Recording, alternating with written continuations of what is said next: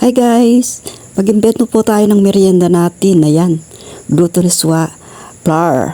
Yung malagkit na tapong. Ayan. Ayan po guys. Oh. Nahalo ko na po sila guys. Nalagyan ko na. Nahiyalo ko na. Linagyan po natin ng gatas. At saka baking powder. Ang dami oh. Diba? Wow!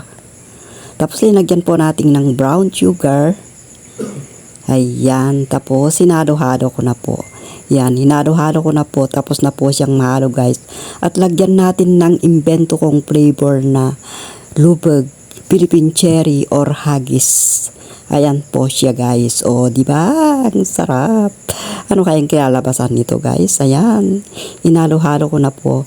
Ihanda na po natin at magpiga po tayo ng ano guys. Yung Philippine cherry. Magpiga tayo at kukuha tayo ng katas niya para magkaroon siya ng kulay. Makulay ang buhay. O, di ba? Para magkakulay ang buhay. Ayan po, oh. Nakakatas na po ako. Ayan. Ganito po ang ano. Yan, may ano na. Tapos lagyan po natin ng tubig yan. Ayan po, oh. Nakakatas na ako. Ganyan po ang pagkatas ko. Ayan ang nakuha ko. Konti lang siya. Tapos ihalo po natin dyan sa may ano. O, diba? Ihalo na po natin siya. At ang tubig, kung magkukurang yung tubig niya, ayan. Ayan na po, hinalo na po natin guys. O, iba ng kulay niya.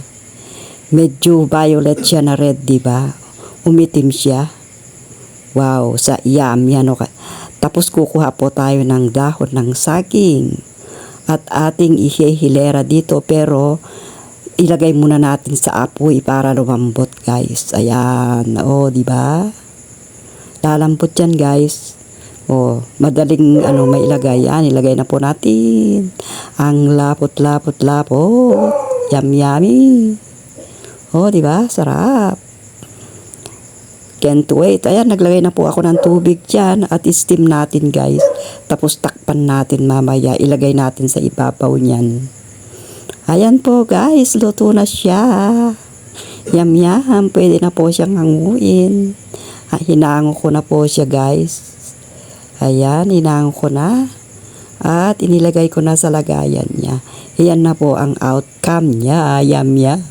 Ang kunat-kunat guys, natikman ko na siya guys. Yung mga nasa gilid guys, kinain ko. Parang kasing kunat ko na siya.